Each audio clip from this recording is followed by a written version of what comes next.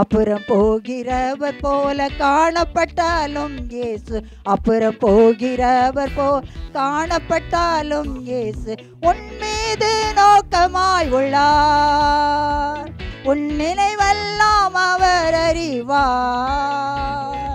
உன் மீது நோக்கமாய் உள்ளார். உன் நினைவெல்லாம் அவர் அறிவார்.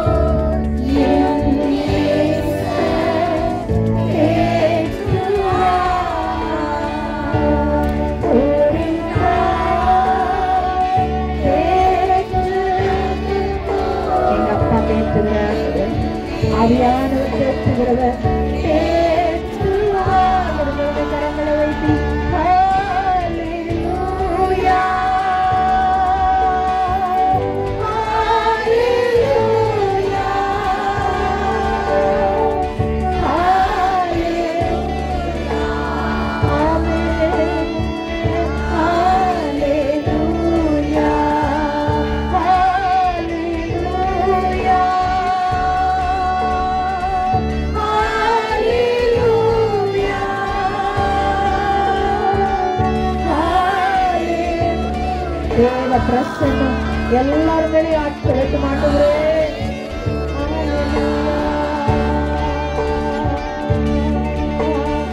ஆராதனை உமக்கே,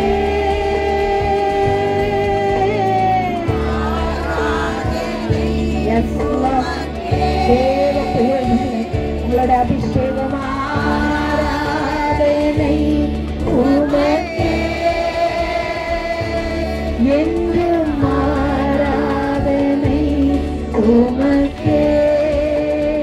அல்லேலூயா, ஆராதனை உமக்கே.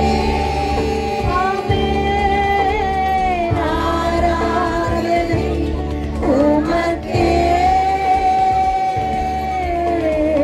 ஆராதனை உமக்கே. அப்பா உமக்கு நன்றி ஆவியானவரே.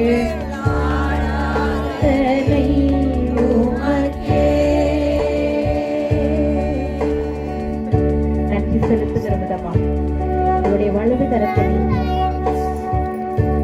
கடந்த 2 வருடங்களுக்கு முன்பாக கர்த்தர் எங்களை இந்த இடத்துல கொண்டு வந்து தரிசனத்தோடு கால் மிதிக்கப்பட்ட உதவி செய்தார்.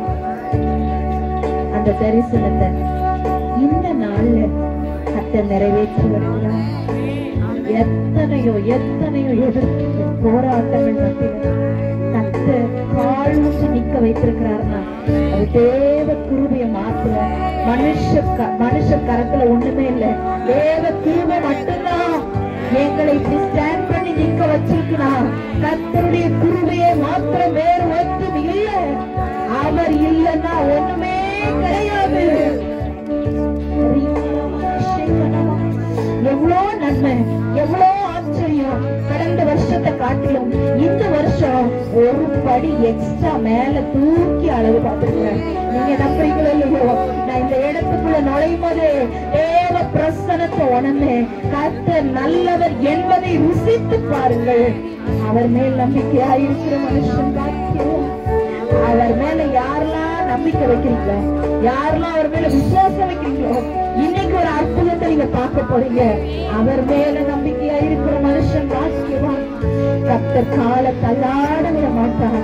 நம்மளை உயரத்துல தூக்கி நிறுத்துகிற கர்த்தர் ஒருவனையும் அவர் புறமே தள்ளுகிறது இல்ல. ஏழை பணக்காரன் வேறு வித்தியாசம் பார்க்கிற கர்த்தர் நம்ம ஆண்டவர் அல்ல. எல்லாருக்கும் தகப்பன், தோழி மேல சுமக்கிறவர். நீங்க எப்படி வந்திருந்தாலும் சரி ஏற்றுக்கொள்ளுகிற கர்த்தர் அவர். ஐயோ நான் பாவமா படிக்கிறே நீங்க நினைக்கிறீங்களா? அவர் பாவத்தை என்னால சுத்த கண்ணு, அவர் பாவத்தை பாராத சுத்த கண்ணு. கர்த்தர் பெரிய காரியங்களை நம்ம வாழ்க்கையில கர்த்தர் செய்ய போகிறார். இந்த இடத்துல வந்திருக்கிற நிக்கிறீங்க ஒவ்வொருவருக்கும் ஒரு ஆசீர்வாதம் நிறைவா இருக்க போகிறது. Thank you Lord. ஆராதனை உமக்கே. இத மாத்திர பாடி நம்ம முடிக்க போறோம். ஆராதனை உமக்கே. ஆராதனை உமக்கே. என்றும் ஆராதனை உமக்கே. வல்லமையுடையவர் மகிமையானவர்களை எனக்கு செய்தார் என்று சொல்லி எழுதப்பட்டது போல வல்லமையுடையவர் எங்களுக்காக யாவையும் செய்து முடிக்கிறவர். நமக்காக யாவையும் செய்து முடித்திருக்கிறார். கர்த்தர் நல்லவர். நல்ல ஆண்டவரே, நன்றியோடு துதிக்கிறப்பா. எங்களுடைய துதிகளை பிரியப்பட்டு எங்களுடைய துதிகளை மத்தியில நீர் வாசம் பண்ணியிருக்கிறதுக்காய் நன்றி அப்பா. எங்கள் மத்தியில உலாவி கொண்டிருப்பதற்காய் நன்றி ஆண்டவரே. உங்க கிருபைக்காய், உங்க இரக்கத்துக்காய் நன்றி.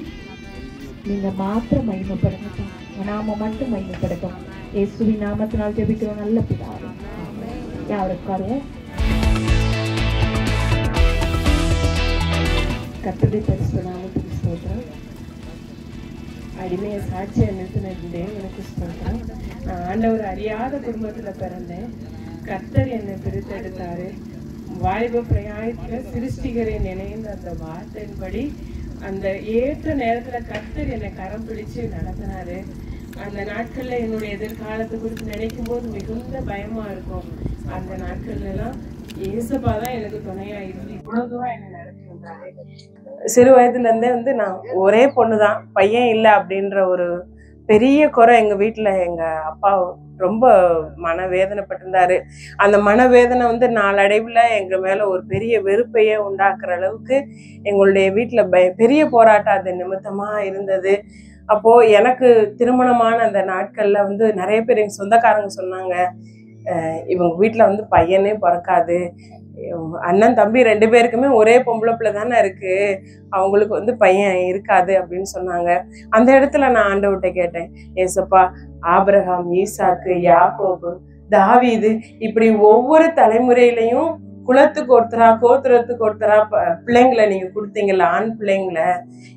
எங்க ஊரார்லாம் இப்படி பேசுறாங்க, அந்த ஊரார் மத்தியில எங்களை ஆசீர்வதிங்க ஏசப்பான்னு ஜெபம் பண்ணேன். எனக்கு ஃபர்ஸ்ட் பாப்பா பிறந்து ஒரு 5 மாசம் இருக்கும்.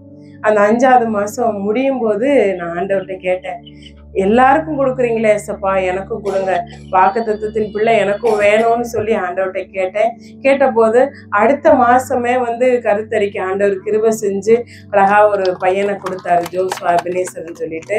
அப்புறம் அந்த பையன் பிறந்த பின்னாடி கூட 2 ஆப்ரேஷன், இதுக்கு மேல உடம்புல பலன் இல்லை அப்படின்னு இருக்கிற காலத்துல போதும் அப்படின்னு நான் நினைச்சிருந்தேன். ஆனால் நான் உனக்கு ஒரு குமாரனை, இன்னும் ஒரு குமாரனை கொடுப்பேன், இந்த 3 பிள்ளைங்களும் நீ எனக்காக வளர்ப்பியான்னு ஆண்டவர் கேட்டாரு. சரிப்பா, நீங்க எனக்கு பலன் தந்தீங்கன்னா நான் உங்களுக்கு என்ன சொன்னாலும் நான் செய்யறேன் ஏசப்பான்னு சொல்லி நான் காத்திருந்தேன். அது 3 வருடங்கள் சென்றது. 3 வருடங்களுக்கு பிறகு எனக்கும் என் கணவருக்கும் குடும்பமே உடைஞ்சு போற அளவுக்கு ஒரு பெரிய பிரச்சனை, போராட்டம் இருந்தது.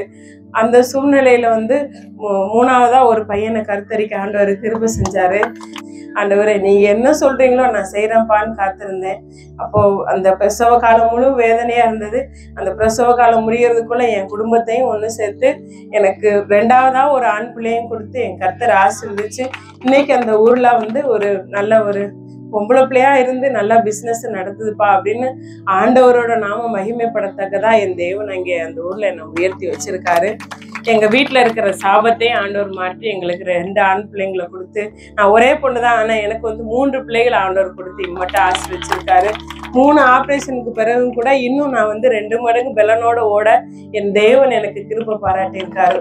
உங்களுக்கும் அந்த கிருபை பாராட்டுவாரு. என்னை சாட்சியா நிறுத்தின என் தேவனுக்கு ஸ்தோத்திரம் உண்டாவதாக. ஆமென்.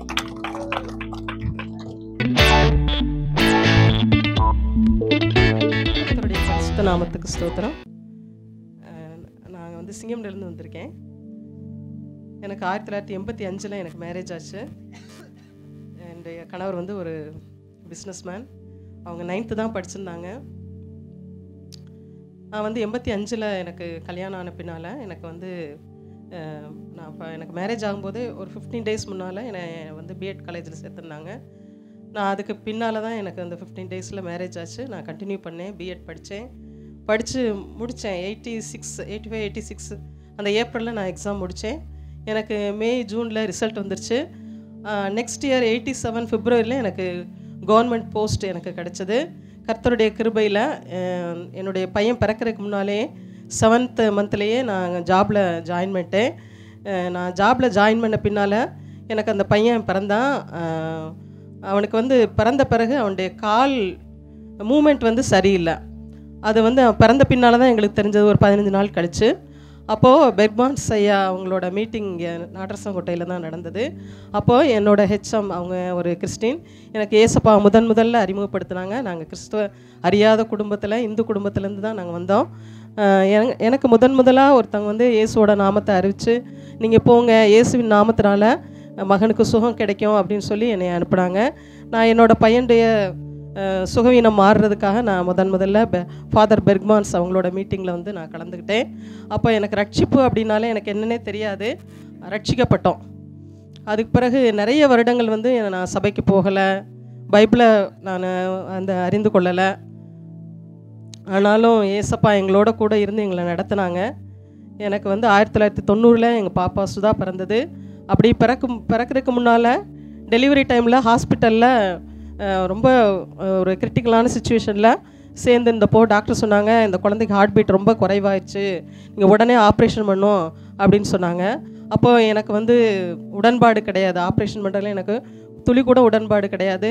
அப்போது நான் இந்த ஹாஸ்பிட்டல்லே எனக்கு ட்ரீட்மெண்ட் எடுக்க வேணாம் அப்படின்னு சொல்லிட்டு இன்னொரு ஹாஸ்பிட்டலுக்கு பக்கத்தில் மேலூர் அப்படிங்கிற ஊரில் எனக்கு ட்ரீட்மெண்ட் எடுக்கிறதுக்காக லதா கணேசனுங்கிற டாக்டர்கிட்ட கூப்பிட்டு போனாங்க. அப்போ எனக்கு டெலிவரி ஆகிறதுக்கு முன்னால் நான் ஆண்டவர்கிட்ட நான் வேண்டிக்கிட்டேன், நான் ஆண்டவரே, நான் உங்களை முதலாக நான் ஏற்றுக்கொள்கிறேன், என்னுடைய முழு இருதயத்தோடு உங்களை ஏற்றுக்கொள்கிறேன்ப்பா, இந்த குழந்தைய எனக்கு ஆரோக்கியமாக எனக்கு பிறக்க வைங்க அப்படின்னு சொல்லிட்டு ஏசப்பாட்ட வேண்டிக்கிட்டேன். எனக்கு நல்லபடியாக சுகப்பிரசவத்தில் எனக்கு பாப்பா பிறந்தது. கர்த்தருடைய நாமம் மகிமைப்பட்டது. ஆனாலும் 1990 எங்கள் பாப்பா பிறந்த பின்னாலேயும் எங்களுக்கு நிறைய போராட்டங்கள். உலகத்தில் உங்களுக்கு உபத்திரவம் உண்டு, ஆனாலும் திடன் கொள்ளுங்கள், நான் உலகத்தை ஜெயித்தேன் அப்படிங்கிற அந்த வார்த்தையின்படி கடல் அலை மாதிரி நிறைய போராட்டங்கள், 1 இல்லை 2 இல்லை, அடுத்தடுத்து நிறைய போராட்டங்கள் எங்கள் லைஃப்பில் இருந்தது.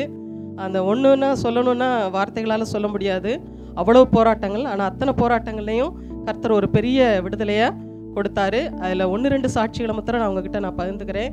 எனக்கு நான் 87 வேலையில் சேர்ந்தாலும் 2000 நான் எனக்கு ப்ரொமோஷன் கிடச்சிது. பேப்பர் எடிஷனுக்காக 10th பப்ளிக் எக்ஸாம் பேப்பர் எடிஷனுக்காக நான் காரைக்குடிக்கு காலையில் 6 மணிக்கு வீட்டிலேருந்து கிளம்புனேன். ஒரு 6:30 போல் திருப்பத்தூரில் எனக்கு பஸ்ஸு கிடைக்கல, டவுன் பஸ் தான் கிடச்சிது. நான் 8 மணிக்கு நான் காரைக்குடியில் இருக்கணும். அப்படிப்பட்ட சூழ்நிலையில் டவுன் பஸ்ஸில் ஏறி உட்கார்ந்த பின்னால் ஒரு ரூட் பஸ் பின்னால் வந்துருச்சு. பஸ் ஸ்டாண்ட்லேயே நான் பஸ்ஸை விட்டு இறங்கி இன்னொரு பஸ்ஸில் ஏறுறதுக்குள்ளே 2 பஸ்ஸுக்கு இடையில் உள்ள கேப்பில் ஒரு பைக் பஸ் ஸ்டாண்டில் என்னோடய காலில் பயங்கரமாக இடிச்சிட்டா என்னால் தாங்கவே முடியாத பெயின். அந்த பெயினோடு நான் அந்த பஸ்ஸில் ஏற போகிறேன். அப்போ கண்டக்டர் சொன்னாங்க, நீங்கள் அந்த பஸ்ஸில் ஏறோன்னா காலை நல்லா உதறிட்டு ஏற முடிஞ்சால் ஏறுங்க, இல்லைனா நீங்கள் ஹாஸ்பிட்டல் போயிருங்க அப்படின்னு சொன்னாங்க.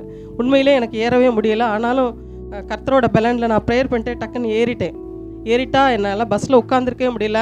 காலை வந்து அப்படியே நெருப்பில் வச்ச மாதிரி தான் இருந்தது. அப்போ நான் ப்ரேயர் பண்ணிக்கிட்டே வரேன். என்னால் என்ன செய்கிறேன்னு எனக்கு தெரியல ஆண்டவரே, நீங்கள் எனக்கு என்ன செய்வீங்களோ எது செய்வீங்களோ எனக்கு தெரியாது, எனக்கு கால் சரியாகணும் அப்படின்னு சொல்லி ப்ரேயர் பண்ணிட்டே வரேன். நான் காரைக்குடி வந்துருச்சு. வந்த பிறகு நான் பஸ்ஸை விட்டு இறங்கும்போது என்னுடைய காலை வந்து நான் தரையில் வைக்கவே இல்லை. எனக்கு பக்கத்தில் ஒரு ஆட்டோ வந்து நின்றுது. பஸ்லேருந்து டைரெக்டாக என்னோடய காலை வந்து ஆட்டோவில் தான் நான் வச்சு டைரெக்டாக ஒரு டாக்டர்கிட்ட என்னை கூப்பிட்டு போங்க அப்படின்னு சொன்னேன். உடனே கூப்பிட்டு போனாங்க. அங்கே போய் ட்ரீட்மெண்ட்லாம் எடுத்தோம். ட்ரீட்மெண்ட் எடுக்கும்போது அப்போ டாக்டர் சொன்னாங்க ஒரு எக்ஸ்ரே எடுக்கணுன்னாங்க. எக்ஸ்ரேலாம் எடுத்தோம். ஃப்ராக்சர்லாம் எதுவுமே கிடையாது. காலில் வந்து பயங்கரமான அடி. இந்த பெயின்லாம் எப்படி நீங்கள் தாங்கிக்கிட்டீங்க, அமைதியாக உட்காந்துருக்கீங்களே அப்படின்னு கேட்டாங்க. நான் ரொம்ப பொறுமையாக தான் இருப்பேன். இயற்கையாகவே என்கிட்ட கடவுள் எனக்கு அந்த பொறுமையை கொடுத்துருக்காங்க. நான் பொறுமையாக அந்த வழியெல்லாம் தாங்கிக்கிட்டு தான் அமைதியாக உட்காந்துருந்தேன். அதுக்கு பிறகு நான் அந்த ஆப்ரேஷன்லாம் கேன்சல் பண்ணிட்டு வீட்டுக்கு வந்துட்டேன். 1 இயர் ஆயிடுச்சு. நான் வேலைக்கெல்லாம் போய்கிட்டு இருந்தேன். ஆனால் என்னுடைய கால் வந்து முழுமையாக குணமாகலை. கால் வீக்கமாகவே தான் இருந்தது. இதுக்கிடையில் ஒரு நாள் வந்து ஒரு பயங்கரமான பிரச்சனை. எங்கள் வீட்டுக்காரரு என்னோடய பொண்ணை வந்து தன்னோட தங்கச்சி பசங்க 4 தங்கச்சிக்கு 4 பசங்க இருக்காங்க. எல்லாருமே அந்த பொண்ணை வந்து மேரேஜ் பண்ணணும் அப்படின்னு ஆசைப்பட்டாங்க. அதனால் வந்து எல்லாருமே எங்களை பகைச்சாங்க. எங்கள் வீட்டுக்காரரும் எங்களை பகைச்சார். ஒரு பொண்ணு நாங்கள் வந்து யாருக்கு கொடுக்குறது, எல்லாருமே வந்து அவங்களோட குறிக்கோள் எல்லாமே வந்து சொத்து பணம் அந்த மாதிரி தான் இருந்தது. நாங்கள் வந்து ஆனால் கர்த்தரை இறுக பற்றி கொண்டோம். நிறைய போராட்டங்கள் இருந்தது. ஆனாலும் கடவுள் அந்த சூழ்நிலையிலையும் எங்களை வந்து கைவிடலை. கோர்ட்டில் டைவர்ஸ் கேஸ்லாம் எங்கள் வீட்டுக்கார் போட்டிருந்தார். எனக்கு வந்து அந்த ஸ்கூல்லேருந்து அந்த வீல் சேர் இறங்குற அந்த ஸ்லோப்பில் இறங்கும்போது ஒரு சின்ன கிராக் காலில் ஏற்பட்டது. முழுமையாக என்னால் நடக்கவே முடியல.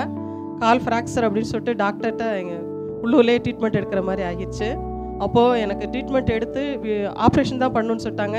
காலில் ஒரு ஆப்ரேஷன் பண்ணி ட்ரீட்மெண்ட் எடுத்து நான் வீட்டில் இருந்தேன். அப்படி நான் வீட்டில் இருக்கும்போது ஒரு 10 டேஸில் பார்த்தீங்கன்னா என்னை மறுபடியும் டாக்டர் இங்கே ஹாஸ்பிட்டலுக்கு வரணும், ஏதோ ட்ரீட்மெண்ட் கொடுக்கணும் அப்படின்னு சொன்னாங்க. ஆட்டோவில் போக வர இருந்ததில் மறுபடியும் அந்த ஃப்ராக்சர் ஆன இடம் திரும்ப எனக்கு ஃப்ராக்சர் ஆயிடுச்சு. டாக்டர் வந்து அந்த மறுபடியும் எக்ஸ்ரே எடுத்து பார்த்துட்டு ஃப்ராக்சர் ஆயிடுச்சு ஆன இடத்துல மறுபடியும் போன் வந்து தூக்கிடுச்சு அப்படிங்கிறத பார்த்துட்டு உடனே எக்ஸ்ரே எடுத்து டாக்டரே ஒழிச்சு வச்சுட்டாங்க. ஏன்னா ஏதாவது கோர்ட்டில் கேஸ் எல்லாம் போட்டு நம்மக்கிட்ட நஷ்டஈடு கேட்டுருவாங்க அப்படின்னு சொல்லிட்டு. நான் வந்து பார்த்தேன் நம்ம சூழ்நிலை எப்படி ஆயிடுச்சுன்னு நினைக்கும்போது ரொம்ப வேதனையாக இருந்தது. எங்கள் வீட்டுக்காரர் வேறு கோர்ட்டில் டைவர்ஸ் கேஸ் போட்டிருந்தாங்க. நான் போய் கோர்ட்டில் ஆஜராகலைன்னா எஸ்பார்ட்டின்னு ஆக்கிடுவாங்க. இந்த மாதிரி ஒரு சூழ்நிலையில் கர்த்தர் கிருபையாக அந்த இடத்துலையும் எங்களை வழிநடத்தினார். அந்த சூழ்நிலை ஏற்படாதபடிக்கு எங்களை காப்பாற்றினாங்க. எனக்கு கால் வந்து ஒரு 10 டேஸ் பெட்ரீடனாக இருந்தேன். நான் ஹாஸ்பிட்டலுக்கே போகவே இல்லை. ஆனாலும் அற்புத விதமாக என்னோட அந்த போன் வந்து மறுபடியும் அந்த கரெக்டான பொசிஷனுக்கு வந்துருச்சு. கர்த்தரோட பெரிதான கிருபை. நாங்கள் நிற்கிறது வந்து கர்த்தரோட கிருபை தான். நான் நிர்மூலமாகாமல் இருக்கிறதும் கர்த்தருடைய கிருபை தான். இன்றைக்கும் என்னை ஃபாஸ்ட்டாக நடக்கிறதுக்கு கர்த்தர் எனக்கு நல்ல பலனை கொடுத்துருக்காங்க. ஆமாம், அதோட மட்டும் இல்லாமல் என்னோட கணவர் வந்து கோர்ட்டில் டைவர்ஸ் போட்டிருந்தாங்க இல்லையா, அவரோட மனநிலை ரொம்ப பாதிச்சிருச்சு. ஒரு பெரிய ஆக்சிடெண்ட்டில் அவங்க வந்து ரொம்ப சிக்காயிட்டாங்க. அந்த சூழ்நிலையில் எல்லாத்தையுமே மறந்துட்டார். கோர்ட்டில் கேஸ் போட்டதை கூட அவர் மறந்துட்டு நானா கோர்ட்டில் கேஸ் போட்டேன் அப்படின்னு சொன்னார். அப்போது லாயர்கிட்ட ஃபோன் பண்ணி சொல்லும்போது அவர் அந்த ஃபோனை அவர் கையில் கொடுங்கம்மா அப்படின்னார். எங்கள் வீட்டுக்கார் கையில் கொடுக்கும்போது அப்போது லாயர் பேசுனாங்க, ஏய் நீ தானே என் கோர்ட்டில் கேஸ் போட்ட, நீ தான் ஏன் வாபஸ் வாங்கணும், அப்போ தான் அந்த கேஸை வந்து நீ வாபஸ் வாங்க முடியும், உன் மனைவியோடு சேர்ந்து வாழ முடியும், இல்லைன்னா அவ்வளோதான், நீங்கள் 2 பேர் பிரிஞ்சு தான் லைஃப் லாங்காக இருக்கணும் அப்படின்னு சொன்னாங்க. என்னோடய கணவர் அதோட மனம் மாறி எங்கள் வீட்டுக்கு வந்து சேர்ந்துட்டாங்க. எங்கள் பாப்பாவுக்கும் வந்து அந்த சமயத்தில் தான் வந்து பிஎட் படிச்சுக்கிட்டு இருந்தது. எங்கள் வீட்டுக்காரர் ரொம்ப சிக்காகி இறக்குற சூழ்நிலையில் ஜஸ்ட்டு அந்த இறக்குறதுக்கு முந்தின நாள் நைட்டு தான் ஏசப்பாவை கேட்டாங்க, நீ கும்பிட்ற அந்த ஆண்டவரோட பேரை சொல்லு அப்படின்னு கேட்டாங்க. ஏசப்பா நீங்களும் ஏற்றுக்குங்க அப்படின்னு சொல்லும்போது எங்கள் வீட்டுக்காரர் ஏசப்பா ஏற்றுக்கிட்டாங்க. கர்த்தருடைய நாமம் மகிமைப்பட்டது.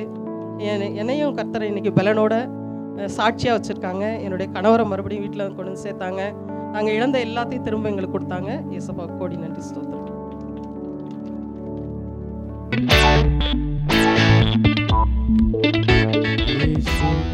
பிறந்தாரே எந்தன் உள்ளத்திலே, இயேசு பிறந்தாரே மகிழ்ந்து பாடிடுவோம்.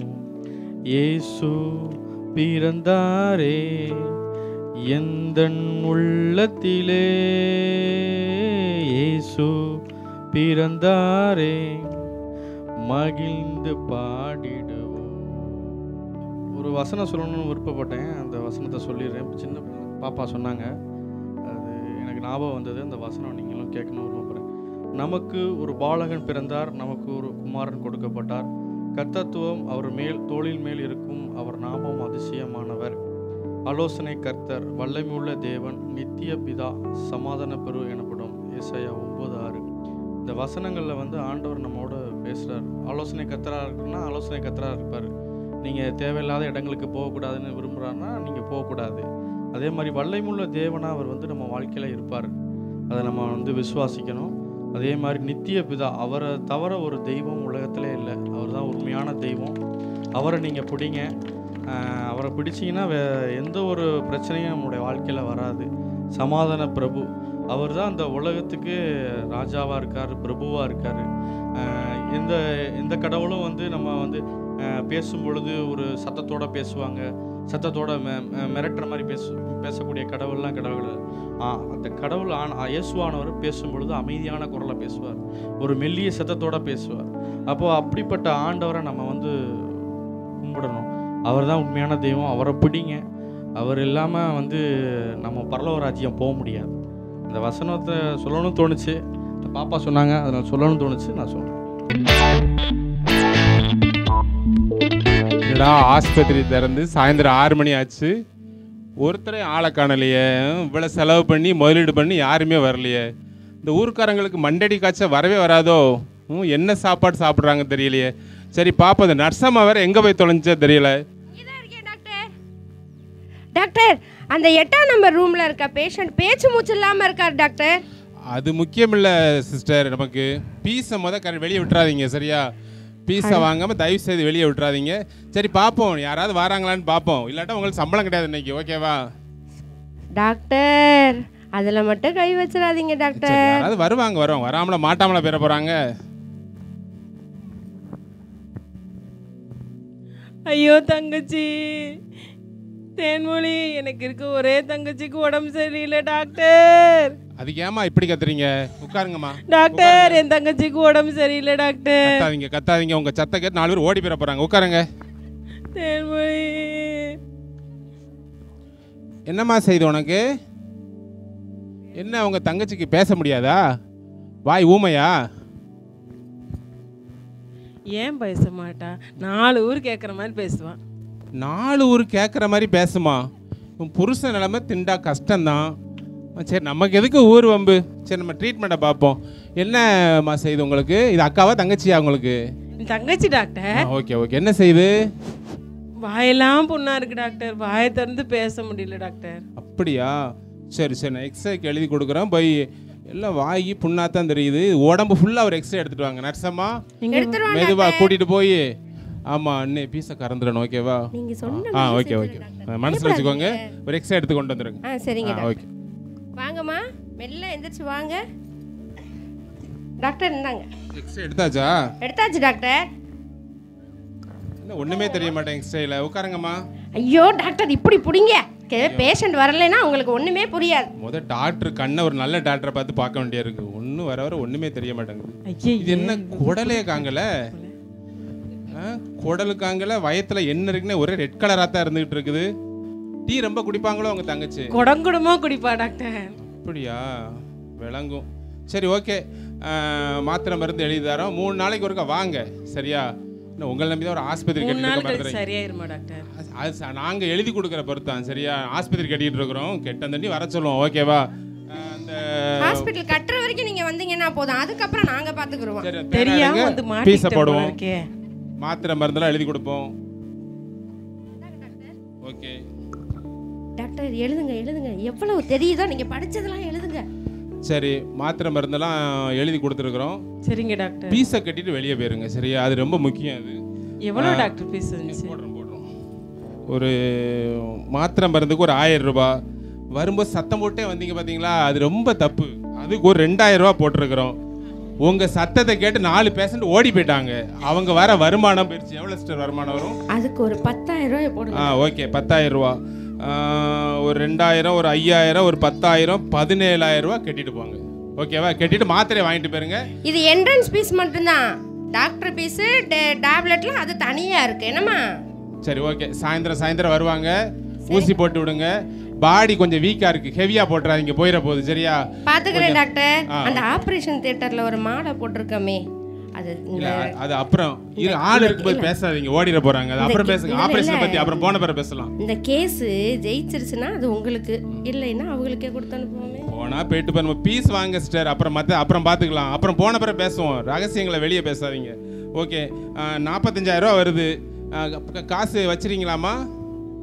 காசு இல்லையே டாக்டர். ஜிபே பண்ணலாமா? ஜிபே, பேடிஎம் எல்லா டிஎம் வச்சிருக்கோம், பண்ணிட்டு போங்க. என்ன பேயோ எந்த பேயோ எனக்கு தெரியாதம்மா. எந்த பேயா இருந்தாலும் அதெல்லாம் வச்சுக்கிறணுமா? என்ன நீங்க இந்த காலத்துல இப்படி இருக்கீங்க? சரி வாங்க, பே பண்ணிருங்க, எப்படியும் மறந்துடாம. கேஸா கொடுங்க, ரெடி கேஸா, புது நோட்டா? தங்கச்சி அப்பா, டாக்டர் பீஸை தேத்திட்டாரு. எப்படியும் 3 மாசம் சம்பளம் வந்துடும் நினைக்கிறேன். ஜிபே பண்ணிட்டாங்களா? பண்ணலையா இன்னும்? கேஸா கொடுக்குறேன்னு சொல்லியிருக்காங்க டாக்டர், வாங்கிடுவோம். ஓகே ஓகே ஓகே, கொடுத்துட்டாங்களா? சரி, அப்புறம் இந்தாங்கம்மா. இங்கே பாருங்க, வெளியே போனீங்கன்னா டாக்டர் கைராசிக்காரு, நல்ல டாக்டர் அப்படின்ட்டு பேஷண்ட்டுகள் அங்கே அனுப்பி விடுங்க. உங்களை நம்பி தானே ஊருக்குள்ளே ஆஸ்பத்திரி திறந்துருக்குறோம். யாரும் வராமல் இருந்தால் நாங்கள் எப்படி பொழப்பு நடத்துறது? இதுக்கு வேறு மாதம் 5,000 ரூபா கேட்டுக்கிட்டு இருக்குது, 1000 ரூபா குறைக்க மாட்டேங்குது. சரியா? வெளியே போனால் ஆளுகளை கொஞ்சம் வர சொல்லுங்க. வெளியில் போனால் தர்மாஸ்பத்திரியே நாங்கள் வைத்தியம் பார்த்துருவோமே. நீங்கள் அப்படிலாம் சொல்லக்கூடாதுமா. எப்பமா தர்மாஸ்பத்திரிக்கு போறிய? அப்புறம் எப்படிதான் நாங்கெல்லாம் பொழைக்கிறது? என்ன டாக்டர், இந்த அம்மாக்கு ஒண்ணுமே தெரியல. உடலோட ஓட்டப்பானைக்குள்ள நண்டு விட்டா மாதிரி பேசவே தவிர ஒரு விவரம் புரியல. தங்கச்சியை கூட்டு போங்க, சாயந்தரம் ஊசி போட்டு வந்துருங்க. ஓகேவா? மருந்து போடுறேன். மெதுவா 3 நாளைக்கு ஒருக்க வர மறந்துடாதீங்க. அப்புறம் நர்சம்மா, அந்த ஆப்ரேஷன் ஆளு 3 பேர் நல்லா தானே இருக்கிறாங்க? அவங்கெல்லாம் இருக்கிறாங்க டாக்டர், நம்மள்ட்ட வந்துட்டாங்கல்ல, எப்படி நல்லா இருப்பாங்க? நம்ம கேட்க கூடாது. 8 மணிக்கு கேட்ட பூட்டிடுங்க, ஓடி போனாலும் போயிடுவாங்க.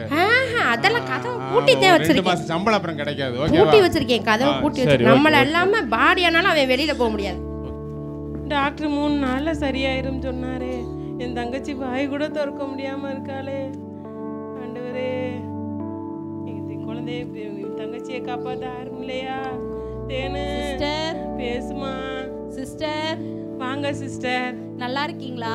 ஏதோ இருக்கோம் சிஸ்டர். பாருங்க சிஸ்டர், தேன்மொழி சிஸ்டர் எப்படி இருக்காங்க? வைத்தியம் பார்க்க போனோம் டாக்டர். அந்த படுப்பாவே போய் டாக்டர் என்ன மருந்து கொடுத்தேன்னு தெரியல, கொஞ்சம் கூட வாய் திறக்க முடியல டாக்டர். இப்போ நான் நல்ல மருந்து கொண்டு வந்திருக்கேன் சிஸ்டருக்கு. அப்படியே அதையே டெய்லியும் 3 நேரம் கொடுங்க. நல்ல ஒரு மாற்றத்தை நீங்களே பாப்பீங்க சிஸ்டர். சரிங்க சிஸ்டர், சொல்லுங்க சிஸ்டர். அது எத்தனை ஆயிரம் நாள் வாங்கிடலாம் சிஸ்டர்? இயேசு நல்லவர் சிஸ்டர். இயேசு பெரிய காரியங்களை செய்வாரு. நீங்க அங்கங்க ஆஸ்பத்திரிக்கு போய் செலவழிக்கிறத விட்டுட்டு 3 நேரம் இயேசுவேன்னு சொல்லி கூப்பிடுங்க. அந்த 3 எழுத்துல ஒரு சுகமளிக்கிற வல்லமை இருக்கு சிஸ்டர். நீங்க நல்ல விடுதலை ஆயிடலாம். ஏன் நீங்க அங்கங்க அலைகிறதுக்கு 3 வார்த்தை வீட்டுல இருந்து சொல்லுங்க. நல்ல சுகத்தை ஏசப்பா அருமையான தேன்மொழி சிஸ்டருக்கு கொடுப்பார். நல்ல வாய் பேசிடுவாங்க. இன்னைக்கே பாருங்க, ஒரு பெரிய மாற்றம் இருக்கும். நான் போய் எங்க பாஸ்டர்கிட்ட சொல்லி ஜெபிச்சுட்டு எங்க பாஸ்டரையும் கூட்டிட்டு வரேன் வீட்டுக்கு. சரியா சிஸ்டர்? சரிங்க சிஸ்டர், நல்ல ஜெபம் பண்ணுங்க. ஏசப்பா நல்ல சுகம் தருவார். என்னங்க சிஸ்டர், வரட்டுமா? போயிட்டு வரட்டுமா? சரிங்க சிஸ்டர். ஏசப்பா, உங்களை கூப்பிட்டா என் தங்கச்சிக்கு சுகம் கிடைக்கும் சொன்னீங்களே ஏசப்பா, நல்ல சுகத்தை கொடுங்க ஏசப்பா. வாங்க sister. Praise the lord sister. சிஸ்டருக்கு என்னாச்சு? பரவாயில்லைங்க ஐயா, நேற்று சாப்பிட கூட முடியாமல் இருந்தா இன்னும் கொஞ்சம் பரவாயில்லைங்கய்யா. ஜூஸ் எல்லாம் குடிச்சாங்கய்யா. சரி, நான் ஜெபம் பண்ணுறேன். சிஸ்டர் சொன்னாங்க ஜெபம் பண்ணுறேன், கர்த்தர் சுகமாக்குவார். சரியா? எந்த டாக்டர்கிட்ட பார்த்தீங்க? கலைச்செல்வன் டாக்டரா? அவரை பார்த்தா ஒன்றும் சரியாகாதே. சரி, நம்ம ஏசப்பா வந்து கலைச்செல்வன் டாக்டரோட பெரிய டாக்டர். அல்லேலூயா. அந்த டாக்டர் பெரிய டாக்டர். இவங்க பேச முடியாத, வாய் பேச முடியாத உங்க தங்கச்சிக்கு கர்த்தர் சுகமாக்குவார். வயிற்றில் இருக்கிற எல்லா பிரச்சனையும் சரியாயிரும். சரியா? இது வரைக்கும் எவ்வளோ பிரச்சனை இருந்தாலும் பரவாயில்ல, ஏசப்பாவை நம்புங்க, ஏசப்பாவை சுகமாக்குவார். சரியா? சிஸ்டர் ஜெபம் பண்ணுமா? எல்லாம் ஜெபம் பண்ணுமா? சர்வ வல்லமையுள்ள கர்த்தாவே, மகளை தொட்டு இப்பொழுதே பரிபூர்ண சுகத்தை கொடுப்பதற்காக நன்றியப்பா. வாயின் கட்டுகள் எல்லாம் இப்பொழுதே திறக்கப்படுவதாக. ஆம், இயேசு கிறிஸ்து மூலம் ஜெபிக்கிற நல்ல பிதாவே. Amen, amen. Jesus, Jesus, Jesus. எல்லா காரணத்துல வா ஏசப்பா, அவ ஆமென். என் தங்கச்சி பேசிட்டா பாஸ்டர். ரொம்ப நன்றி பாஸ்டர். இயேசுப்பாக்கு நன்றி. இயேசுப்பாக்கு நன்றி சொல்லுங்க. கர்த்தர் இன்னும் உங்களை ஆசீர்வதிப்பார். Thank you. சரிங்க பாஸ்டர். ரொம்ப நன்றி பாஸ்டர். கர்த்தருடைய பரிசுத்த நாமத்திற்கு மாத்திரம் மகிமை உண்டாவதாக. இந்த நாடகம் உண்மையாக என்னுடைய வாழ்க்கையில் நடந்த ஒரு சாட்சி. அதைத்தான் அவங்க நடுவில் ஒரு நாடகமாக எடுத்தோம். ஒரு 15 வருஷத்துக்கு முன்னாடி நான் ஸ்கூலில் டீச்சராக ஒர்க் பண்ணும்போது சாப்பிட மாட்டேன். பெரும்பாலும் உண்மையாக டீயை தான் அதிகமாக குடிப்பேன். ஸ்கூலில் அப்படி நிறையா ஒர்க்கெலாம் போயிட்டுருப்பேன். அப்போ தான் ஆண்டவர் அறிஞ்சிட்டேன். ஆனால் சர்ச்சுக்கெலாம் போவேன். ஆனால் ஒரு நாள் ரொம்ப சிவியராக அல்சர் வந்துடுச்சு. அல்சர் வந்துட்டு உள்ள குடல் ஃபுல்லாக அது டாக்டர் சொன்ன மாதிரி ரெட்டிஸ் ஆகி வெளியில் வரைக்கும் முகம் ஃபுல்லாக எல்லாம் புண்ணு வந்துடுச்சு. நிறைய டாக்டர்ஸ் போய் பார்த்தோம். பார்த்ததுக்கு எல்லாருமே கை விரிச்சிட்டாங்க. லாஸ்ட்டாக ஒரு டாக்டர் போய் பார்த்தோம். அவர் எக்ஸ்ரே ரிப்போர்ட் இதெல்லாம் காமிச்சிட்டு ஒன்றும் முடியாது, நீ வேணா உங்கள் ஏசப்பா வேண்டிக்கப்பா, அவ்வளோதான் அப்படின்னு சொல்லிட்டு தேதி குறிச்சிட்டாங்க. ஒரு 2 நாள் தான் இந்த பிள்ளை உயிரோட இருக்கும், அதுக்கப்புறம் பார்த்துக்குங்கன்னு சொல்லிட்டு சரின்னு சொல்லிட்டு வீட்டில் இருந்தால் ஒரு 3 மாதம் வாய் உண்மையிலே பேச முடியாது, அமைதியாக இருப்பேன். பைபிள் மட்டும் படிச்சுட்டு அப்படியே சோஸ்திர பலி புத்தகத்தை மனசுலேயே படிச்சுட்டு இருப்பேன். ஒரு 3ஆவது நாள் ரொம்ப சிவியராக ஆயிடுச்சு. அதனால எங்களோட ஒர்க் பண்ணுற டீச்சர்ஸ் அப்புறம் என்னுடைய ஸ்டூடெண்ட்ஸ் எல்லோரும் எனக்கு பால் ஊற்றிட்டு போயிட்டாங்க. லைட்டாக தான் ஆய் திறக்கும், அப்படியே ஊற்றிட்டு சரி அவ்வளோதான் அப்படின்னு சொல்லிட்டு போயிட்டாங்க. லாஸ்ட்டாக எங்கள் திருப்பத்தூரில் ஒரு ஃபாஸ்டமாக ஜோம் பண்ணிட்டு போனாங்க. ஏசப்பா நீ விசுவாசிப்பா, ஏசப்பா ஜீவனை கொடுப்பாங்க. மரித்து 4 நாட்கள் ஆன லாசருவை கூட என்ன செஞ்சாங்க, உயிர் பெற்றாங்க. நீ ஏதாச்சும் ஒரு பொருத்தனை பண்ணி ஜோம் பண்ணு, ஏசப்பா உனக்கு ஜீவனை கொடுப்பாங்க அப்படின்னு சொல்லிட்டு என் தலையில் கை வச்சு ஜோம் பண்ணிட்டு போயிட்டாங்க. நான் என்னால் வாயும் பேச முடியலை. சரின்னு சொல்லிட்டு நைட்டு எல்லாருமே கொட்டாகி இதெல்லாம் போட்டுருவோம். சரி இந்த பிள்ளை அவ்வளோதான், எல்லாரும் டேட் குறிச்சிட்டாங்க அப்படின்னு நினச்சிட்டு எல்லோரும் வீட்டில் எல்லோரும் ஆளுகளாக இருந்தாங்க. சரி இவங்களும் சொல்லிட்டு போகிறாங்களேன்னு நான் வாய் கூட திறக்கலை. மனசுக்குள்ளே தான் நினச்சேன், ஏசப்பா ஃபாஸ்டமாக இப்படி சொல்லிட்டு போகிறாங்க, அதனால் நீங்கள் எனக்கு திரும்ப ஜீவனை கொடுத்தீங்கன்னா நான் உமக்காக ஊழியம் செய்வேன் ஏசப்பா, உமக்காக இந்த சாட்சி எல்லா இடத்துலையும் போய் சொல்லுவேன் அப்படின்னு பொருத்தனை பண்ணிவிட்டு படுத்துட்டேன். காலையில் எந்திரிச்சு பார்க்குறேன், 3 மாதமாக என்னுடைய வாய் திறக்க முடியாதது. ஃபஸ்ட்டு நான் பேசின இதே வார்த்தை ஜீசஸ் அப்படின்னு சொன்ன பிறகு எல்லோரும் வீட்டில் இருக்க மற்ற எல்லாருக்கும் ஆச்சரியம். அதே போல் அன்னைக்கு நான் ஒரு பொருத்தனை பண்ணபடியே இன்றைக்கி நான் கர்த்தருக்காக ஊழியம் செய்கிறேன். நீங்களும் இங்கே இருக்கிற யாரானாலும் உங்களுக்கு என்ன வியாதி என்ன கஷ்டம் என்னன்னாலும் கர்த்தர்கிட்ட கேளுங்க, உங்களுக்கு செய்வார். நீங்கள் ஒரு பொருத்தனை பண்ணி ஜெபம் பண்ணிங்கன்னா அந்த பொருத்தனையில் ஆண்டவர் ரொம்ப கவனமாக இருப்பார். அந்த பொருத்தனையை உங்களுக்கு நிறைவேற்றுவார். இன்றைக்கி உங்கள் நடுவில் ஜீவனோட ஒரு ஊழியம் செய்கிற மகளாக நிறுத்தியிருக்காரு. எனக்கு செய்த ஆண்டவர் உங்களுக்கு செய்வார். கர்த்தருடைய நாமம் மாத்திரம் மகிமைப்படுவார்.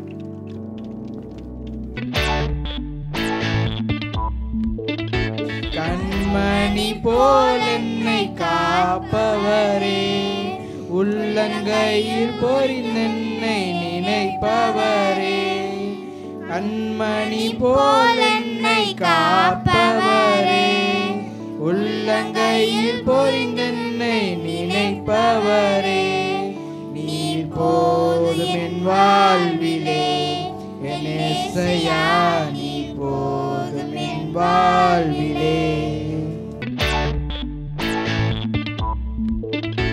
அந்நாட்களில் உலகமெங்கும் குடிமதிப்பு எழுதப்பட வேண்டும் என்று அகுஸ்துராயினால் கட்டளை பிறந்தது. சீரியா நாட்டிலே சீரேனியோ என்பவன் தேசாதிபதியாய் இருந்தபோது இந்த முதலாம் குடிமதிப்பு உண்டாயிற்று. அந்தப்படி குடிமதிப்பு எழுதப்படும் படிக்கு எல்லாரும் தங்கள் தங்கள் ஊர்களுக்கு போனார்கள். அப்பொழுது யோசேப்பும் தான் தாவீதின் வம்சத்தானும் குடும்பத்தானுமாய் இருந்தபடியினாலே தனக்கு மனைவியாக நியமிக்கப்பட்டு கர்ப்பவதியான மரியாளுடனே குடிமதிப்பு எழுதப்படும்படி கலிலேயா நாட்டிலுள்ள நாசரேத்தூரிலிருந்து யூதேயா நாட்டிலுள்ள பெத்லகேம் என்னும் தாவீதின் ஊருக்கு போனான். அவ்விடத்திலே அவர்கள் இருக்கையில் அவளுக்கு பிரசவ காலம் நேரிட்டது. அவள் தன் முதற் பேரான குமாரனை பெற்று சத்திரத்திலே அவர்களுக்கு இடமில்லாதிருந்தபடியினால் பிள்ளையை துணிகளினால் சுற்றி முன்னினிலே கிடத்தினாள். அப்பொழுது அந்த நாட்டிலே மேய்ப்பர்கள் வயல்வெளியில் தங்கி ராத்திரியிலே தங்கள் மந்தையை காத்து கொண்டிருந்தார்கள். ஆண்டுடைய பரிசுத்த நாமம் மகிமைப்படுவதாக. நான் இந்த பக்கத்தில் உள்ள கீழப்பூங்குடி கிராமத்திலேருந்து ரட்சிக்கப்பட்டு கர்த்தருடைய ஊழியத்தை செய்து வருகிறேன். இந்த ஊரில் நிறைய பிரயாசப்பட்டிருக்கிறோம், நிறைய விதைச்சிருக்கிறோம். இந்த நாளில் இந்த இடத்துல கலந்து கொள்றதில் நான் ரொம்ப மகிழ்ச்சியாக இருக்கிறேன். என்ன சொன்னால், இந்த ஊருடைய பேர் வெற்றியூர்.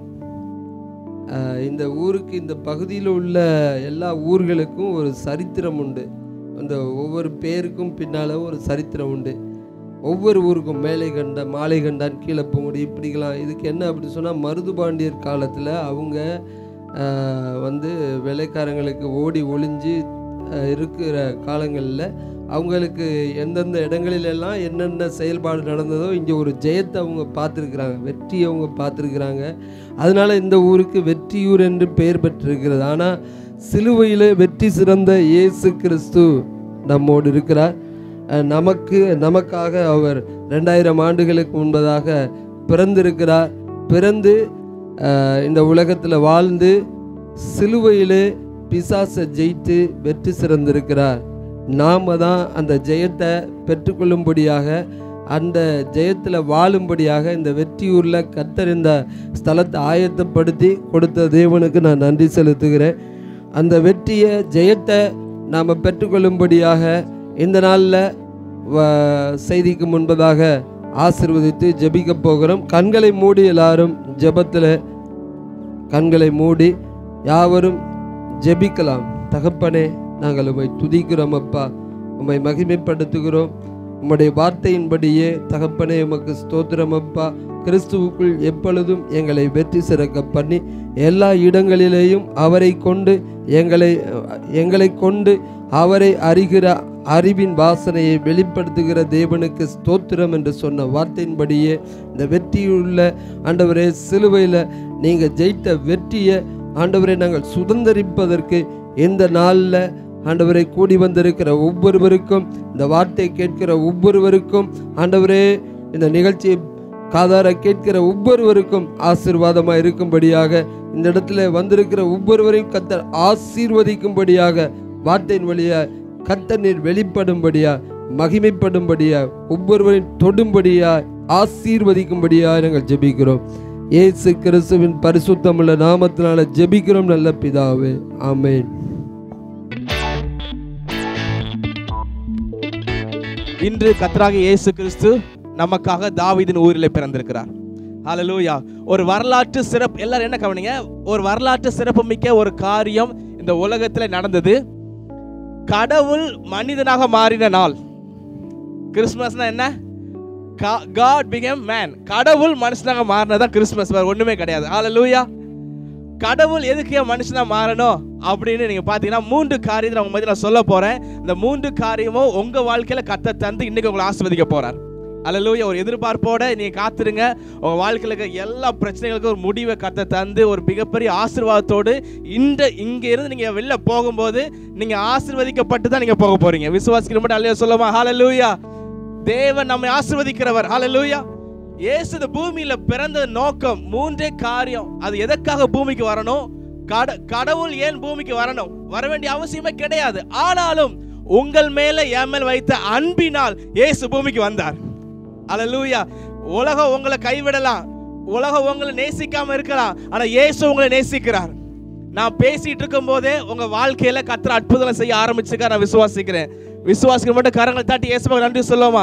ஹல்லேலூயா. உங்க வாழ்க்கையில எல்லா சாப கட்டுகளை இயேசு மாற்றுவதற்காகத்தான் இயேசு இந்த பூமியில மனுஷனாக அவதரித்தார். ஹல்லேலூயா. பாவிகள் ரட்சிக்கும்படியாக இயேசு பூமியில வந்தார். உங்களுடைய பாவத்தை மன்னிக்கும்படியாக. அன்னைக்குடைய வாழ்க்கையில நீங்க சமாதானத்தை பெற்றுக்கொள்ள முடியாம, மகிழ்ச்சியை பெற்றுக்கொள்ளாம கூடாம இருக்க காரணம் என்ன தெரியுமா? நாம் செய்த பாவங்கள், நாம் செய்த அக்கிரமங்கள், நம் முன்னோர் செய்த பாவத்தினாலே நம்ம வாழ்க்கையில கஷ்டப்படுறோம். ஏன் கடன் பாரம், ஏன் பிரச்சனை மேல ஏன் பிரச்சனை, ஏன் சமாதானம் இல்ல, ஏன் குடும்பத்துல பிரச்சனை, ஏன் எதை எடுத்தாலும் என் வாழ்க்கையில தோல்வி மேல தோல்வி. என்ன காரணம்? நம்ம வாழ்க்கையில் நாம் செய்த பாவமாக இருக்கலாம் அல்லது முன்னோர் செய்த பாவமாக இருக்கலாம். ஆனால் அந்த பாவங்கள் மன்னிக்கப்படும் பொழுது உங்கள் வாழ்க்கையில் சமாதானம் உண்டாகிறது. ஹல்லேலூயா சொல்லுமா? ஹல்லேலூயா. அந்த பாவம் மன்னிக்கப்படும் போது உங்கள் வாழ்க்கையில் மகிழ்ச்சி உண்டாகிறது. அந்த பாவம் மன்னிக்கப்படும் போது உங்கள் வாழ்க்கையில் கடன் பிரச்சனைகள் மாறுகிறது. அந்த பாவம் மன்னிக்கப்படும் போது உங்கள் வாழ்க்கையில் அடுத்த ஒரு லெவலுக்கு கர்த்தர் உங்களை கொண்டு செல்ல வல்லவராக இருக்கிறார். அது யார் மட்டும்? இயேசு மட்டும்தான் உங்கள் பாவத்தை மன்னிக்க முடியும். ஹல்லேலூயா. இந்த வசனத்தில் ரெண்டு காரியம் நான் சொல்லி வேகமாக சொல்லிடுறேன். முதலாவதாக லூக்கா 2ஆம் அதிகாரம் 10ஆம் வசனத்தில் அப்படியே சொல்லப்பட்டிருக்கோம். யாராவது வாசிக்கிறீங்க? லூக்கா 2:10 வாசிங்க. ஃபர்ஸ்ட் பாயிண்ட் பயப்படாதிருங்கள். ரெண்டாவது சந்தோஷத்தை உண்டாக்குகிற மூன்றாவது நற்செய்தி. முதலாவது பயம் இல்லாத வாழ்க்கை, இரண்டாவதாக மகிழ்ச்சியான வாழ்க்கை, மூன்றாவதாக ஒரு நற்செய்தி.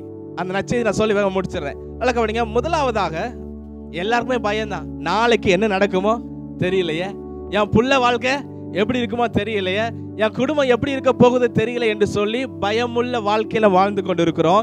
இயேசு இங்க வந்திருக்கிறவங்க ஒவ்வொருக்கும் சொல்றாரு, உங்க வாழ்க்கையில இருக்கிற பயத்தை எல்லாம் இன்னைக்கு மாத்துறாரு. அல்லேலூயா. அதான் நற்செய்தி. அல்லேலூயா.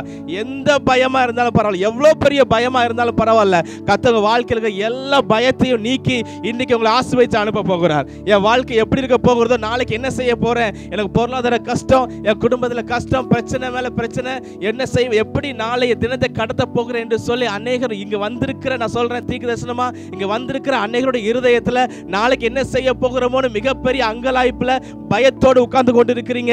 ஏசப்பா சொல்றாரு, மகனே மகளே, நீ இங்கிருந்து வெளியில போகும்போது உங்க வாழ்க்கையில் இருக்கிற எல்லா பயத்தையும் இயேசு கிறிஸ்து எடுத்திருப்பாரு.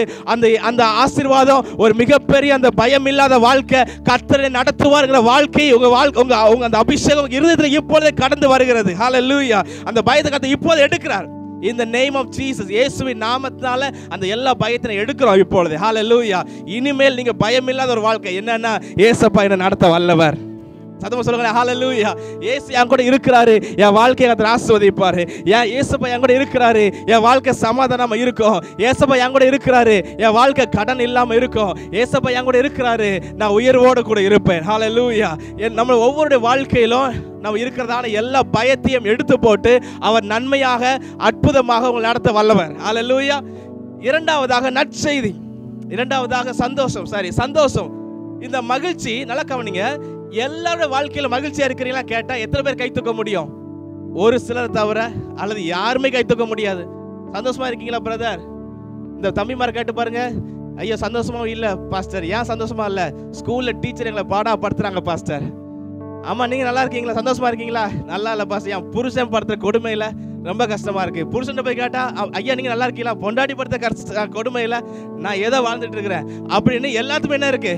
ஒரு கஷ்டம் இருக்கு இல்லையா? சந்தோஷமா இல்ல, ஏதோ ஒரு சூழ்நிலையில. இன்னைக்கு நல்லா கவனிங்க, ஏசப்பா உங்க வாழ்க்கையில சந்தோஷம் தராரு. யார்கிட்ட ஏசப்பா இருக்கிறாங்களோ அவங்க வாழ்க்கையில மட்டும்தாங்க சந்தோஷம், வேற எங்கேயுமே சந்தோஷமே கிடையாது. ஹல்லேலூயா. அவர் வாழ்க்கையில நான் தீர்க்கதரிசனமா சொல்றேன், நீங்க உங்க வந்திருக்கிற உங்க ஒவ்வொரு வாழ்க்கையிலும் அவர் சந்தோஷத்தை மகிழ்ச்சியும் கொடுத்து உங்களை அனுப்ப போகிறார். ஹல்லேலூயா. நான் கடைசியில் உங்களுக்கு ஜெபம் பண்ணுவேன். எல்லாரும் இருந்த ஒரு 10 நிமிஷம் கேட்டு போயிருங்க, நீங்க கர்த்தர் உங்களுக்கு கண்டிப்பா ஆசீர்வதிப்பார். இந்த சந்தோஷ குறைவு ஏன் வருதுன்னா, ஒன்று வியாதினால வரும். நான் காரைக்குடி பகுதியில் ஊழியத்தில் செஞ்சுட்டு இருக்கிறோம், வெற்றியூரில் நம்ம பிரேயர் நடத்திட்டு இருக்கிறோம். எனக்கு சொந்த ஊர் திருநெல்வேலியில் இருந்து என்னை பிடிச்சி எங்கள் சிவகங்கை மாவட்டத்தில் காரைக்குடியில் வந்து வச்சிருக்கிறாரு. ஹல்லேலூயா. நான் இங்கே வர வேண்டிய அவசியம் இல்லை, கர்த்தர் சொன்னார், இங்கே வந்துட்டோம், அவ்வளோதான். இதில் உங்களெல்லாம் அவங்க அன்பான முகத்தெல்லாம் பார்க்க முடியாது, கர்த்தர் கொண்டு வந்திருக்கிறார். ஹல்லேலூயா. நல்லா கவனிங்க. இந்த மகிழ்ச்சி ஏன் குறையும்னா, வியாதி வந்தால் குறையும். அப்போ வியாதி எடுத்துட்டா மகிழ்ச்சி ஆட்டோமேட்டிக்காக வந்துடும். பணம் இல்லைன்னா என்ன செய்யும்? மகிழ்ச்சி குறையும். பணம் வந்துட்டா மகிழ்ச்சி செழிப்பா இல்லையா? அப்போ எந்த காரியத்தினால உங்க வாழ்க்கையில மகிழ்ச்சி குறைவா இருக்கோ அந்த காரியத்தை கர்த்தர் மாற்ற போறார். ஹல்லேலூயா. உங்கள் மகிழ்ச்சியை தந்து நடத்துவாரு. இதுவரைக்கும் உங்க குடும்பத்துல உங்க வாழ்க்கையில இருக்க எல்லா சமாதான குறைவுகளும் மகிழ்ச்சி குறைவான காரியத்தை எல்லாம் எடுத்து போட்டு கர்த்தர் உங்களை உயர்த்த வல்லவர். ஆமென். கடைசியாக ஒரு நற்செய்தி. இது எல்லாத்துக்கும் பேக்ரவுண்டில் இருக்கிறது ஏசப்பா மட்டும்தான். அந்த நற்செய்தி நான் சொல்ல வந்திருக்கிறேன். ஏசப்பா உங்க வாழ்க்கையில மகிழ்ச்சியும் சமாதானத்தையும் விடுதலையும் தந்து நடத்த வல்லவர். இங்கே வந்திருக்கிற ஒவ்வொருவரையும் உங்களை ஆசீர்வதிப்பார். எந்த நோக்கத்தில் உங்களை அழைத்தாரோ இங்கே கொண்டு வந்திருக்கிறாரோ அந்த நோக்கத்தை நிறைவேற்றுவார். நீங்கள் சோர்ந்தே போகாதீங்க. நீங்கள் கண்ணீர் வடிக்க வேண்டிய அவசியமே இல்லை. நீங்கள் வாழ்க்கையில் யார்கிட்ட சொல்ல முடியாமல் நீங்கள் கண்ணீர் வடிச்சிட்டு இருக்கிறீங்க. அநேகர் வாழ்க்கையில் ஐ குட் சி என்ன ஆவியில் உணர முடிகிறது. அநேகர் வாழ்க்கையில் கண்ணீர் மேலே கண்ணீர். ஆனால் இயேசுப்பா சொல்கிறாரு, மகளே நீ கவலைப்படாதே, நான் உன்னோட கூட இருக்கிறேன். உன் கண்ணீரை மாற்றும்படியாகத்தான் இயேசு கிறிஸ்து கல்வாரி சிலுவையில் மரித்தார். அதற்காக தான் பூமியில் பிறந்தார். அல்லேலூயா. நம்ம எல்லாரும் ஏதோ ஒரு காரியத்துக்காக வாழ்ந்துட்டு இருக்கோம். இயேசுப்பா பூமிக்கு வந்த நோக்கம் அவர் கல்வாரி சிலுவையில் மரித்து உங்க வாழ்க்கையில் இருக்கிற பாவத்தை எல்லாம் மாற்றி, சாபத்தை எல்லாம் மாற்றி, மகிழ்ச்சியை தந்து, சமாதானத்தை தந்து உங்களை வழி நடத்தும்படியாக, உங்களை வாழ வைக்கும்படியாகத்தான் இயேசு கிறிஸ்து பூமியில் இறங்கி வந்தார். ஹல்லேலூயா. சொல்லுமா ஹல்லேலூயா. கர்த்தர் நம்மை ஆசீர்வதிப்பாராக. அப்படி எழுந்து நிற்போம். நான் ஒரு நிமிஷம் உங்களை ஜெபிக்க போறேன். யாரும் நீங்க கண்ணை திறந்து பார்க்க வேண்டாம். நான் ஜெபிக்கும் பொழுது இங்க இருக்கிற நல்லா கவனிங்க. தேங்க்யூ. எல்லா கண்களும் மூடுவோம். உங்க எல்லா கண்களும் மூடுவோம். உங்க வாழ்க்கையில நான் கஷ்டப்படுறேன் பாஸ்டர், நான் பாவம் செஞ்சதுனால தான், நான் சின்ன வயசுலேருந்து இது வரைக்கும் செஞ்ச பாவத்தால் நான் கஷ்டப்படுறேன், அந்த பாவத்துக்கு எனக்கு மன்னிப்பு வேணும் சொல்கிறவங்க மட்டும் உள்ளத்தில் ஏசப்பட்டு நான் மன்னிப்பு கேட்குறீங்களா? ஆண்டவரே எங்களை மன்னிங்கப்பான்னு சொல்லுங்கள்.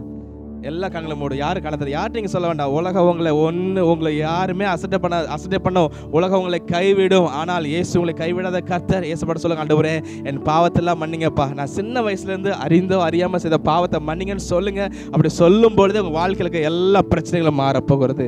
நான் ஜெபிக்க போகிறேன். ஜெபிக்கும் பொழுது தெய்வ பிரசன்னம் இந்த இடம் முழுவதும் நிறைவாய் இறங்கி வரப்போகிறார். ஒரு அக்கினியின் ஆவியானவர் இந்த இடம் முழுவதும் நிரப்ப போகிறார். Thank you Lord. அனாயிண்டிங் தெய்வ பிரசன்னம் இந்த இடம் இறங்கி வருவதாக. Thank you Lord. தகப்பனே நம்முடைய பிள்ளைகள் ஒவ்வொருவரையும் ஆண்டவரே இந்த இடத்துல இருக்கிற ஒவ்வொரு மேலும் ஒரு வல்லம் இறங்கட்டும். Thank you Lord. தேவனுடைய கரம் இறங்கி வருகிறது. தேவனுடைய கரம் இறங்கி யாரு கண்ணை திறந்து பார்க்க வேண்டாம். ஒரு நிமிஷம் ஏசப்பட கேளுங்க. ஆண்டவரே ஒருவளுக்கு பிரச்சனை இருக்கா? ஏசப்பா மன்னிங்கப்பா, இந்த பிரச்சனையை மாற்றுங்கன்னு சொல்லுங்க. எல்லாம் சொல்லும் பொழுது தேவ கரம் இறங்கி வந்து வாழ்க்கைக்கு எல்லா பிரச்சனைகளை மாற்ற போகிறோம். Thank you Lord. Thank you Lord. Thank you Lord. எல்லாம் இணைஞ்சு ஜெபிக்கலாம். நம்ம சபை மக்கள் எல்லாம் இணைஞ்சு ஜெபம் பண்ணுங்க. Thank you Lord. தகப்பனே நன்றி அப்பா, நம்முடைய பிள்ளைகளை ஆசீர்வதிப்பீராக. நீ குணமாக்குற கர்த்தர் அல்லவா? வியாதியை உணர்ந்து விலக்குவேன்னு சொன்னீங்க. நம்முடைய பிள்ளைகளை கண்ணீரோடு வந்திருக்கிறாங்க. ஆண்டவரே வாழ்க்கையில சொல்ல முடியும், யார்கிட்ட சொல்லி அழ முடியும்? யார்கிட்ட சொன்னாலும் எங்களை உதாசீனப்படுத்துகிற குடும்பம் தானே, எங்களை உதாசீனப்படுத்துகிற, எங்களை அசட்டை பண்ணுகிற உலகம் தானே. ஆண்டவரே மன்னிங்கப்பா, எங்க வாழ்க்கையில் ஆண்டவர் ஆசீர்வாதத்தை தாங்கப்பான்னு கேளுங்க. ஏசப்பா இப்பொழுதே நம்முடைய பிள்ளைகளை ஆசீர்வதிங்க ஆண்டவரே. எல்லா சாப கட்டுகள் நிர்மூலமாவதாக. எல்லா அந்தகார கிரிகள் குடும்பத்தில் ஆண்டவரே அப்பா உயர்வை உயர முடியாம ஏகப்பட்ட பிரச்சனைகளை கொண்டு வர பிசாசின் கிரிகள் அழிக்கப்படுவதாக. இயேசுவின் நாமத்தால் நிர்மூலமாக்கி நான் ஜெபிக்கிறேன். இப்பொழுது வந்திருக்கிற ஒவ்வொரு மேலும் சமாதானம் உண்டாகட்டும், ஒவ்வொரு மேலும் விடுதலை உண்டாகட்டும், ஒவ்வொரு மேலும் அற்புதம் நடக்கட்டும், ஒவ்வொரு வாழ்க்கையில் இருக்கிற சமாதான குறைவுகள் மாறட்டும், நன்மை உண்டாகட்டும். ஒரு எதிர்பார்த்து ஐயோ குழந்தை பாக்கியம் இல்லை, குழந்தை பாக்கியம் வேணும்னு சொல்லி ஜெபித்து கொடுக்கிற பிள்ளைகள் குழந்தை பாக்கியத்தை தருவீராக. என் வாழ்க்கையில் கடன் பிரச்சனை பாஸ்டர், கடன் பிரச்சனை, கடன் மேல கடன், இதை நான் எழும்பி வர முடியல என்று கண்ணீரோடு இருக்கிற குடும்பங்களுக்கு எல்லா கடன் பிரச்சனைகள் மாறுவதாக. I release a blessing upon everyone. எல்லாரும் மேல் ஆசீர்வாதத்தை கட்டவிழ்த்து நான் ஜெபிக்கிறேன். விடுதலையை கட்டவிழ்க்கிறேன், சமாதானத்தை கட்டவிழ்க்கிறோம், நன்மைகளை கட்டவிழ்க்கிறோம், விடுதலையை கட்டவிழ்க்கிறோம், விசுவாசத்தை கட்டவிழ்க்கிறோம், ரட்சிப்பை கட்டவிழ்க்கிறோம். Thank you Lord. ஆசீர்வாதம் உண்டாகட்டும் அப்பா. ஆண்டவரே உலகத்துடைய பிள்ளைகள் we all your child of Father, உம்முடைய பிள்ளைகள் ஆண்டவரே, உம்முடைய பிள்ளைகள் நீ நேசிக்கிற கர்த்தர் அல்லவா? எங்களை நேசித்ததுனால உலகத்துல இறங்கி அந்த பரலோகத்தை விட்டு இறங்கி பூமிக்கு மனுஷனாக அவதரித்தீரே. இங்க வந்திருக்கிற ஒவ்வொரு மேலும் உம்முடைய ஆசீர்வாதத்தை பேசுகிறோம். உம்முடைய வல்லமை ஆசீர்வாதங்களை கட்டவிழ்த்து நாங்கள் ஜெபிக்கிறோம். எல்லா சாப கட்டுல அறுக்கப்படுவதாக, பிசாசு வெட்கப்பட்டு போகும்படியாக செய்வீராக. நன்மை உண்டாகட்டும் ஆண்டவரே. இந்த ப்ரோக்ராம் முதல்ல இருந்து இதுவரைக்கும் எங்களை பாதுகாத்து வழிநடத்திய கர்த்தர் அற்புதம் நடத்தி கொடுத்த கிருபைக்கு நன்றி செலுத்துகிறோம். மீத வேலைகள் உணவு காரியங்கள் எல்லாவற்றையும் எங்கள் சாதமாய் தாங்கப்பா. நாங்கள் திருப்தியாக சாப்பிட்டு உங்களுடைய நாமத்தை மகிமைப்படுத்த உதவி செய்யுங்க. இதே ஆசீர்வாதம் இந்த இடம் முழுவதும், இந்த ஊர் கிராமம் முழுவதும், சுற்று வர கிராமம் வியாபாரி ஆண்டவரே, வெற்றியூர் வியாபாரி மக்களுக்கு ஆண்டவரே, மாலைகாண்டால் ஆண்டவரே, எல்லாம் எந்தெந்த இடங்களும் பிள்ளைகள் வந்திருக்கிறாங்களோ ஆண்டவரே அப்பா, கீழே போகக்கூடிய எல்லாம் கருத்தில் அர்ப்பணிக்கிறோம். எல்லாரும் ஆசீர்வதிங்க. சிங்கமுடைய குடும்பங்களை ஆசீர்வதிப்பீராக. சொந்தங்களை ஆசீர்வதிங்க அப்பா. எங்களை நேசித்து ஆண்டவரே உண்மை நேசித்து வந்திருக்காங்கப்பா. குடும்பங்களை ஆசீர்வதிக்க முடியாது ஜெபிக்கிற புதுக்கோட்டையில் வந்து பிள்ளைகள் வந்திருக்காங்க. அவங்களை ஆசீர்வதிப்பீராக. திருநெல்வேலியிலிருந்து எங்களை கொண்டு வந்திருக்கீங்க, எங்களை ஆசீர்வதிங்க அப்பா. இந்த இடத்துல கூட்டி சேர்த்த கிருபைக்கு நன்றி. நன்மை கிருபை பெருகட்டும். திருப்பத்தூர் ஆண்டவரே பிள்ளைகளுக்காக நினைக்கிற ஒவ்வொரு எங்கெங்க வந்து பிள்ளைகள் வந்திருக்காங்க, everyone you bless everyone of father. ஒவ்வொரு நீ ஆசீர்வதிக்க போற கிருபைக்கு நன்றி செலுத்துறோம். நன்மை கிருபையும் பெருகட்டும். கர்த்தராகிய இயேசு கிறிஸ்து மூலம் ஜெபிக்கிறோம் எங்கள் ஜீவனுள்ள நல்ல பிதாவே. Amen, amen. God bless you. கரங்களை தட்டி ஆண்டவரை மகிமைப்படுத்தும்.